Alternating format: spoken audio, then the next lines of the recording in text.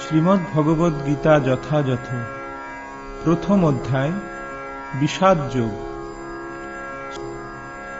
ধৃতরাষ্ট্র উবাচ ধর্মক্ষেত্রে কুরুক্ষেত্রে সমবেতাযুজুৎসবঃ মামকা পাণ্ডবাশ্চৈব কিমকুর্বত সঞ্জয়। অনুবাদ। ধৃতরাষ্ট্র জিজ্ঞাসা করলেন, হে সঞ্জয়, ধর্মক্ষেত্রে যুদ্ধ করার মানসে সমবেত হয়ে আমার পুত্র এবং পাণ্ডুর পুত্রেরা তারপর কি করল? তাৎপর্য: ভগবদ্গীতা হচ্ছে বহুজন পঠিত ভগবত তত্ত্ববিজ্ঞান, যার মর্ম গীতা মাহাত্ম্যে বর্ণিত হয়েছে। সেখানে বলা হয়েছে, ভগবদ্গীতা পাঠ করতে হয় ভগবত তত্ত্বদর্শী কৃষ্ণ ভক্তের তত্ত্বাবধানে। ব্যক্তিগত দৃষ্টিভঙ্গির পরিপ্রেক্ষিতে গীতার বিশ্লেষণ করা কখনোই উচিত নয়। গীতার যথাযথ অর্থ উপলব্ধি করার দৃষ্টান্ত ভগবদ্গীতাই আমাদের সামনে তুলে ধরেছে অর্জুনের মাধ্যমে, যিনি স্বয়ং ভগবানের কাছ থেকে সরাসরিভাবে এই গীতার জ্ঞান লাভ করেছিলেন। অর্জুন ঠিক যেভাবে গীতার মর্ম উপলব্ধি করেছিলেন, ঠিক সেই দৃষ্টিভঙ্গি ও মনোবৃত্তি নিয়ে সকলেরই গীতা পাঠ করা উচিত। তাহলেই গীতার যথাযথ মর্ম উপলব্ধি করা সম্ভব। সৌভাগ্যবশত যদি কেউ গুরু পরম্পরা সূত্রে ভগবদ্গীতার মন গড়া ব্যাখ্যা ব্যতীত যথাযথ অর্থ উপলব্ধি করতে পারেন, তবে তিনি সমস্ত বৈদিক জ্ঞান এবং পৃথিবীর সব রকম শাস্ত্রজ্ঞান আয়ত্ত করতে সক্ষম হন। ভগবদ্গীতা পড়ার সময় আমরা দেখি, অন্য সমস্ত শাস্ত্রে যা কিছু আছে তা সবই ভগবদ্গীতায় আছে। উপরন্তু ভগবদ্গীতায় এমন অনেক তত্ত্ব আছে যা আর কোথাও নেই। এটিই হচ্ছে গীতার মাহাত্ম্য, এবং এই জন্যই গীতাকে সর্বশ্রেষ্ঠ শাস্ত্র বলে অভিহিত করা হয়। গীতা হচ্ছে পরম তত্ত্বদর্শন, কারণ পরমেশ্বর ভগবান শ্রীকৃষ্ণ নিজেই এই জ্ঞান দান করে গেছেন। মহাভারতে বর্ণিত ধৃতরাষ্ট্র ও সঞ্জয়ের আলোচনার বিষয়বস্তু হচ্ছে ভগবদ্গীতার মহৎ তত্ত্ব দর্শনের মূল উপাদান। এখানে আমরা জানতে পারি যে এই মহৎ তত্ত্ব দর্শন প্রকাশিত হয়েছিল কুরুক্ষেত্রের রণাঙ্গনে, যা সুপ্রাচীন বৈদিক সভ্যতার সময় থেকেই পবিত্র তীর্থস্থান রূপে খ্যাত। ভগবান যখন মানুষের উদ্ধারের জন্য এই পৃথিবীতে অবতরণ করেছিলেন, তখন এই পবিত্র তীর্থস্থানে তিনি নিজে পরম তত্ত্ব সমন্বিত এই গীতা দান করেন। এই শ্লোকে ধর্মক্ষেত্র শব্দটি খুবই তাৎপর্যপূর্ণ, কারণ কুরুক্ষেত্রের যুদ্ধক্ষেত্রে ভগবান শ্রীকৃষ্ণ অর্জুন তথা পাণ্ডবদের পক্ষে ছিলেন। দুর্যোধন আদি কৌরবদের পিতা ধৃতরাষ্ট্র তাঁর পুত্রদের বিজয় সম্ভাবনা সম্বন্ধে অত্যন্ত সন্দিগ্ধ হয়ে পড়েছিলেন। দ্বিধাগ্রস্ত চিত্তে তাই তিনি সঞ্জয়কে জিজ্ঞাসা করেছিলেন, আমার পুত্র ও পাণ্ডুর পুত্রেরা তারপর কি করল? তিনি নিশ্চিত ছিলেন যে তাঁর পুত্র এবং পাণ্ডুপুত্রেরা কুরুক্ষেত্রের বিস্তীর্ণ ভূমিতে যুদ্ধ করবার জন্য সমবেত হয়েছিলেন, কিন্তু তবুও তাঁর অনুসন্ধানটি ছিল তাৎপর্যপূর্ণ। তিনি চাননি যে পাণ্ডব ও কৌরবদের মধ্যে কোনো আপোষ মীমাংসা হোক, কিন্তু তিনি চেয়েছিলেন যুদ্ধে তার পুত্রদের ভাগ্য সুনিশ্চিত হোক। তার কারণ হচ্ছে, কুরুক্ষেত্রের পুণ্যতীর্থে এই যুদ্ধের আয়োজন হয়েছিল। বেদে বলা হয়েছে, কুরুক্ষেত্র হচ্ছে অতি পবিত্র স্থান, যা দেবতারাও পূজা করে থাকেন। তাই ধৃতরাষ্ট্র এই যুদ্ধের ফলাফলের উপর এই পবিত্র স্থানের প্রভাব সম্বন্ধে শঙ্কাকুল হয়ে পড়েছিলেন। তিনি খুব ভালোভাবে জানতেন যে অর্জুন এবং পাণ্ডুর অন্যান্য পুত্রদের উপর এই পবিত্র স্থানের মঙ্গলময় প্রভাব সঞ্চারিত হবে, কারণ তারা ছিলেন সকলেই অত্যন্ত ধর্মপরায়ণ। সঞ্জয় ছিলেন ব্যাসদেবের শিষ্য, তাই ব্যাসদেবের আশীর্বাদে তিনি দিব্যচক্ষু প্রাপ্ত হন, যার ফলে তিনি ঘরে বসেও কুরুক্ষেত্রের সমস্ত ঘটনা দেখতে পাচ্ছিলেন। তাই ধৃতরাষ্ট্র তাকে যুদ্ধক্ষেত্রের পরিস্থিতি সম্পর্কে জিজ্ঞাসা করেন। পাণ্ডবেরা এবং ধৃতরাষ্ট্রের পুত্রেরা ছিলেন একই বংশজাত, কিন্তু ধৃতরাষ্ট্রের মনোভাব এখানে প্রকাশ পেয়েছে। তিনি কেবল তাঁর পুত্রদেরই কৌরব বলে গণ্য করে পাণ্ডুর পুত্রদের বংশগত উত্তরাধিকার থেকে বঞ্চিত করেছেন। এভাবে ভ্রাতুষ্পুত্র বা পাণ্ডুর পুত্রদের সঙ্গে সম্পর্কের মাধ্যমে ধৃতরাষ্ট্রের বিশেষ দৃষ্টিভঙ্গি হৃদয়ঙ্গম করা যায়। ধান খেতে যেমন আগাছাগুলি তুলে ফেলে দেওয়া হয়, তেমনি ভগবদ্গীতার সূচনা থেকেই আমরা দেখতে পাই কুরুক্ষেত্রের রণাঙ্গনে ধর্মের প্রবর্তক ভগবান স্বয়ং উপস্থিত থেকে ধৃতরাষ্ট্রের পাপিষ্ঠ পুত্রদের সমূলে উৎপাটিত করে ধার্মিক যুধিষ্ঠিরের নেতৃত্বে ধর্মপরায়ণ মহাত্মাদের পুনঃপ্রতিষ্ঠা করবার আয়োজন করেছেন। বৈদিক এবং ঐতিহাসিক গুরুত্ব ছাড়াও সমগ্র গীতার তত্ত্বদর্শনের পরিপ্রেক্ষিতে ধর্মক্ষেত্র ও কুরুক্ষেত্র এই শব্দ দুটি ব্যবহারের তাৎপর্য বুঝতে পারা যায়। সঞ্জয় উবাচ দৃष्ट्वा তু পাণ্ডবানীকং বূঢ়ং দুর্যোধনস্তদা আচার্যম উপসংগম্য রাজা বচনমব্রবীত। সঞ্জয় বললেন, হে রাজন, পাণ্ডবদের সৈন্যসজ্জা দর্শন করে রাজা দুর্যোধন দ্রোণাচার্যের কাছে গিয়ে বললেন। তাৎপর্য: ধৃতরাষ্ট্র ছিলেন জন্মান্ধ। দুর্ভাগ্যবশত তিনি পারমার্থিক তত্ত্বদর্শন থেকেও বঞ্চিত ছিলেন। তিনি ভালোভাবেই জানতেন যে ধর্মের ব্যাপারে তাঁর পুত্রেরাও ছিল তাঁরই মতো অন্ধ, এবং তিনি নিশ্চিত ছিলেন যে তাঁর পাপিষ্ঠ পুত্রেরা পাণ্ডবদের সঙ্গে কোনো রকম আপোষ মীমাংসা করতে সক্ষম হবে না, কারণ পাণ্ডবেরা সকলেই জন্ম থেকে অত্যন্ত ধর্মপরায়ণ ছিলেন। তবুও তিনি ধর্মক্ষেত্র কুরুক্ষেত্রের প্রভাব সম্বন্ধে সন্দিগ্ধ ছিলেন। যুদ্ধক্ষেত্রের পরিস্থিতি সম্বন্ধে ধৃতরাষ্ট্রের এই প্রশ্ন করার প্রকৃত উদ্দেশ্য সঞ্জয় বুঝতে পেরেছিলেন। তাই তিনি নৈরাশ্যগ্রস্ত রাজাকে সাবধান করে দিয়ে বলেছিলেন, এই পবিত্র ধর্মক্ষেত্রের প্রভাবের ফলে তাঁর সন্তানেরা পাণ্ডবদের সঙ্গে কোনো রকম আপোষ মীমাংসা করতে সক্ষম হবে না। সঞ্জয় তখন ধৃতরাষ্ট্রকে বললেন যে তাঁর পুত্র দুর্যোধন পাণ্ডবদের মহৎ সৈন্যসজ্জা দর্শন করে তার বিবরণ দিতে তৎক্ষণাৎ সেনাপতি দ্রোণাচার্যের কাছে উপস্থিত হলেন। দুর্যোধনকে যদিও রাজা বলা হয়েছে, তবুও এই সংকটময় অবস্থায় তাকে তার সেনাপতির কাছে উপস্থিত হতে দেখা যাচ্ছে। এর থেকে আমরা বুঝতে পারি চতুর রাজনীতিবিদ হবার সমস্ত গুণগুলি দুর্যোধনের মধ্যে বর্তমান ছিল। কিন্তু পাণ্ডবদের মহতী সৈন্যসজ্জা দেখে দুর্যোধনের মনে যে মহাভয়ের সঞ্চার হয়েছিল, তা তিনি তার চতুরতার আবরণে ঢেকে রাখতে পারেননি। পশ্যৈতাং পাণ্ডপুত্রাণাম আচার্যম মহতিং চমুম বূঢ়াং দ্রুপদপুত্রেণ তব শিষ্যেন ধীমতা।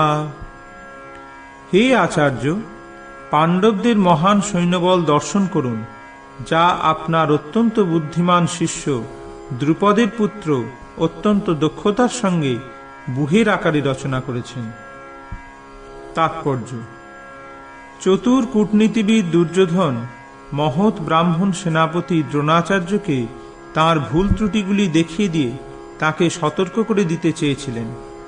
পঞ্চ পাণ্ডবের পত্নী দ্রৌপদীর পিতা দ্রুপদরাজের সঙ্গে দ্রোণাচার্যের কিছু রাজনৈতিক মনোমালিন্য ছিল। এই মনোমালিন্যের ফলে দ্রুপদ এক যজ্ঞের অনুষ্ঠান করেন, এবং সেই যজ্ঞের ফলে তিনি বরলাভ করেন যে তিনি এক পুত্র লাভ করবেন যে দ্রোণাচার্যকে হত্যা করতে সক্ষম হবে। দ্রোণাচার্য এ বিষয়ে সম্পূর্ণভাবে অবগত ছিলেন, কিন্তু দ্রুপদ তাঁর সেই পুত্র ধৃষ্টদ্যুম্নকে যখন অস্ত্রশিক্ষার জন্য তার কাছে প্রেরণ করেন, তখন উদার হৃদয় সত্যনিষ্ঠ ব্রাহ্মণ দ্রোণাচার্য তাকে সব রকমের অস্ত্রশিক্ষা এবং সমস্ত সামরিক কলাকৌশলের গুপ্ত তথ্য শিখিয়ে দিতে কোনো দ্বিধা করেননি। এখন কুরুক্ষেত্রের যুদ্ধক্ষেত্রে ধৃষ্টদ্যুম্ন পাণ্ডবদের পক্ষে যোগদান করেন এবং পাণ্ডবদের সৈন্যসজ্জা তিনিই পরিচালনা করেন, যেই শিক্ষা তিনি দ্রোণাচার্যের কাছ থেকেই পেয়েছিলেন। দ্রোণাচার্যের এই ত্রুটির কথা দুর্যোধন তাকে স্মরণ করিয়ে দিলেন, যাতে তিনি পূর্ণ সতর্কতা ও অনমনীয় দৃঢ়তার সঙ্গে যুদ্ধ করেন। দুর্যোধন মহৎ ব্রাহ্মণ দ্রোণাচার্যকে এটিও মনে করিয়ে দিলেন যে পাণ্ডবদের, বিশেষ করে অর্জুনের বিরুদ্ধে যুদ্ধ করতে তিনি যেন কোনো রকম কোমলতা প্রদর্শন না করেন, কারণ তারাও সকলে তার প্রিয় শিষ্য, বিশেষত অর্জুন ছিলেন সবচেয়ে প্রিয় ও মেধাবী শিষ্য। দুর্যোধন সতর্ক করে দিতে চেয়েছিলেন যে এই ধরনের কোমলতা প্রকাশ পেলে যুদ্ধে অবধারিতভাবে পরাজয় হবে। অত্র শূরা মহেশাসা ভীমার্জুন সমাযুধি যুযুধান বিরাটশ্চ দ্রুপদশ্চ মহারথ দৃষ্টকেতুশ্চ কীতান কাশীরাজশ্চ বীর্যবান পুরুজিৎ কুন্তিভোজশ্চ শৈব্যশ্চ নরপুঙ্গব যুধামন্যুশ্চ বিক্রান্ত উত্তমৌজাশ্চ বীর্যবান সৌভদ্রো দ্রৌপদেয়াশ্চ সর্ব এব মহারথা। সেই সমস্ত সৈন্যদের মধ্যে অনেকে ভীম ও অর্জুনের মতো বীর ধনুর্ধারী রয়েছেন এবং যুযুধান, বিরাট ও দ্রুপদের মতো মহাযোদ্ধা রয়েছেন। সেখানে দৃষ্টকেতু, চেকিতান, কাশীরাজ, পুরুজিৎ, কুন্তিভোজ ও শৈব্যের মতো অত্যন্ত বলবান যোদ্ধারাও রয়েছেন। সেখানে রয়েছেন অত্যন্ত বলবান যুধামন্যু, প্রবল পরাক্রমশালী উত্তমৌজা, সুভদ্রার পুত্র এবং দ্রৌপদীর পুত্রগণ। এইসব যোদ্ধারা সকলেই এক একজন মহারথী। তাৎপর্য: যদিও দ্রোণাচার্যের অসীম শৌর্য, বীর্য ও সামরিক কলাকৌশলের কাছে ধৃষ্টদ্যুম্ন ছিলেন এক অতি নগণ্য প্রতিবন্ধক এবং তাঁর ভয়ে ভীত হবার কোনো কারণই ছিল না দ্রোণাচার্যের পক্ষে, কিন্তু ধৃষ্টদ্যুম্ন ছাড়াও পাণ্ডব পক্ষে অন্য অনেক রথী মহারথী ছিলেন যারা সত্যি সত্যি ভয়ের কারণ হয়ে দাঁড়িয়েছিলেন। দুর্যোধনের পক্ষে এই যুদ্ধ জয়ের পথে তারা ছিলেন এক একটি দূরতিক্রম্য প্রতিবন্ধকের মতো, কারণ তারা সকলেই ছিলেন ভীম ও অর্জুনের মতো ভয়ঙ্কর। তাদের বীরত্বের কথা দুর্যোধন ভালোভাবেই জানতেন, তাই তিনি অন্যান্য রথী মহারথীদেরও ভীম ও অর্জুনের সঙ্গে তুলনা করেছেন। अस्माकन्तु विशिष्टा जे तान्निबोध द्विजोत्तम नायका मम सैन्यस्य संगार्थं तान् ब्रवीमिते। হে দ্বিজোত্তম, আমাদের পক্ষে যে সমস্ত বিশিষ্ট সেনাপতি সামরিক শক্তি পরিচালনার জন্য রয়েছেন, আপনার অবগতির জন্য আমি তাদের সম্বন্ধে বলছি। ভবান ভীষ্মশ্চ কর্ণশ্চ কৃপশ্চ শমিতিঞ্জয়ঃ অশ্বত্থামা বিকর্ণশ্চ সৌমদত্তিস্তথৈব চ। সেখানে রয়েছেন আপনার মতোই ব্যক্তিত্বশালী ভীষ্ম, কর্ণ, কৃপা, অশ্বত্থামা, বিকর্ণ ও সোমদত্তের পুত্র ভূরিশ্রবা, যারা সর্বদা সংগ্রামে বিজয়ী হয়ে থাকেন। তাৎপর্য: পাণ্ডব পক্ষের রথী মহারথীদের বর্ণনা করবার পর দুর্যোধন তাঁর সপক্ষে যে সমস্ত বীরেরা যোগদান করেছেন তাদের বর্ণনা করেছেন। বিকর্ণ হচ্ছেন দুর্যোধনের ভাই, অশ্বত্থামা হচ্ছেন দ্রোণাচার্যের পুত্র এবং সৌমদত্তি বা ভূরিশ্রবা হচ্ছেন বাল্মীকের রাজার ছেলে। কর্ণ ছিলেন অর্জুনের বৈপিত্রেয় ভ্রাতা, কেননা রাজা পাণ্ডুর সঙ্গে বিবাহ হবার আগে কুন্তী দেবীর কোলে তার জন্ম হয়। কৃপাচার্যের যমজ ভগ্নীদ্বয়ের সাথে দ্রোণাচার্যের বিবাহ হয়। অন্যে চ বহব শূরা মদর্থে তক্ত জীবিতা নানা শস্ত্র প্রহরণা সর্বে যুদ্ধ বিশারদা। এছাড়া আরো বহু সেনানায়ক রয়েছেন যারা আমার জন্য তাদের জীবন ত্যাগ করতে প্রস্তুত। তারা সকলেই নানা প্রকার অস্ত্রশস্ত্রে সজ্জিত এবং তারা সকলেই সামরিক বিজ্ঞানে বিশারদ। তাৎপর্য: অন্য আর যে সমস্ত বীরেরা দুর্যোধনের পক্ষে ছিলেন, যেমন জয়দ্রথ, কৃতবর্মা, শল্য আদি, এরা সকলেই দুর্যোধনের জন্য প্রাণ পর্যন্ত দিতে প্রস্তুত ছিলেন। এখানে স্পষ্টভাবে বুঝিয়ে দেওয়া হয়েছে যে পাপিষ্ঠ দুর্যোধনের পক্ষ অবলম্বন করার ফলে কুরুক্ষেত্রের রণাঙ্গনে এদের সকলেরই মৃত্যু অবধারিত ছিল। দুর্যোধনের কিন্তু দৃঢ় বিশ্বাস ছিল যে এই সমস্ত বীর পুঙ্গবেরা সপক্ষে থাকায় তার জয় অনিবার্য।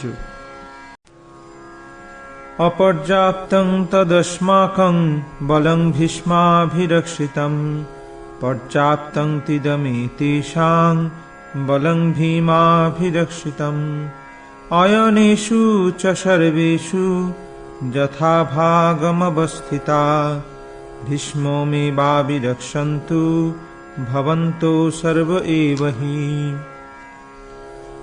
আমাদের সৈন্যবল অপরিমিত এবং আমরা পিতামহ ভীষ্মের দ্বারা পূর্ণরূপে সুরক্ষিত, কিন্তু ভীমের দ্বারা সতর্কভাবে সুরক্ষিত পাণ্ডবদের শক্তি সীমিত। এখন আপনারা সকলে সেনাব্যূহের প্রবেশপথে নিজ নিজ গুরুত্বপূর্ণ স্থানে স্থিত হয়ে পিতামহ ভীষ্মকে সর্বতোভাবে সাহায্য প্রদান করুন। তাৎপর্য: এখানে দুর্যোধন পাণ্ডব পক্ষ ও কৌরব পক্ষের সামরিক শক্তির তুলনা করেছে। পিতামহ বীরশ্রেষ্ঠ ভীষ্মদেবের রক্ষণাবেক্ষণাধীন অমিত শক্তিশালী এক সৈন্যবাহিনী ছিল দুর্যোধনের সপক্ষে। অপরপক্ষে পাণ্ডবদের সৈন্যবাহিনী ছিল সীমিত এবং তার সেনাপতি ছিলেন ভীমসেন, যাঁর শৌর্য, বীর্য ও সৈন্য পরিচালনার ক্ষমতা পিতামহ ভীষ্মদেবের তুলনায় ছিল নিতান্তই নগণ্য। দুর্যোধন চিরকালই ভীমের প্রতি ঈর্ষান্বিত ছিলেন, কারণ সে জানত যে যদি তাকে কোনোদিন মরতে হয় তবে ভীমের হাতেই তার মৃত্যু হবে। কিন্তু ভীষ্মের মতো বিচক্ষণ ও দুর্ধর্ষ যোদ্ধা তার পক্ষে সেনাপতি থাকায় সে নিশ্চিতভাবে ধরে নিয়েছিল জয় তার হবেই। দুর্যোধনের প্রতিটি কথাতে বোঝা যাচ্ছে যুদ্ধজয় সম্বন্ধে তার মনে কোনো সংশয় ছিল না। ভীষ্মের শৌর্যবীর্যের প্রশংসা করার পরে দুর্যোধন বিবেচনা করে দেখল অন্যেরা মনে করতে পারে তাদের শৌর্যবীর্যের গুরুত্ব লাঘব করে হেয় করা হচ্ছে। তাই তার স্বভাবসুলভ কূটনৈতিক চাতুরীর সাহায্যে সেই পরিস্থিতির ভারসাম্য বজায় রাখার জন্য সে উপরোক্ত কথাগুলি বলেছিল। এভাবে সে মনে করিয়ে দিল যে ভীষ্মদেব যত বড় যোদ্ধাই হন, তিনি বৃদ্ধ হয়ে পড়েছেন এবং সব দিক থেকে তাই ভীষ্মদেবকে তাদের সকলেরই রক্ষা করা উচিত। যুদ্ধ করতে করতে যদি তিনি কোনো একদিকে এগিয়ে যান, তাহলে শত্রুপক্ষ তার সুযোগ নিয়ে অন্য দিক থেকে আক্রমণ করতে পারে।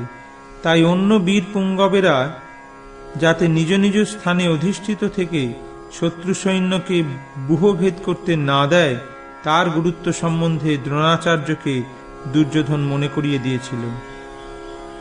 দুর্যোধন স্পষ্টই অনুভব করেছিল যে কুরুক্ষেত্রের যুদ্ধে তার জয়লাভ সম্পূর্ণভাবে নির্ভর করছে ভীষ্মদেবের উপর। দুর্যোধনের দৃঢ় বিশ্বাস ছিল সেই যুদ্ধে ভীষ্মদেব ও দ্রোণাচার্য তাকে সম্পূর্ণভাবে সহযোগিতা করবেন, কারণ সে আগেই দেখেছিল যখন হস্তিনাপুরের রাজসভায় সমস্ত রাজপুরুষের সামনে দ্রৌপদীর বস্ত্রহরণ করা হচ্ছিল, তখন তাদের প্রতি অসহায় দ্রৌপদীর আকুল আবেদনে সাড়া দিয়ে তারা একটি কথাও বলেননি।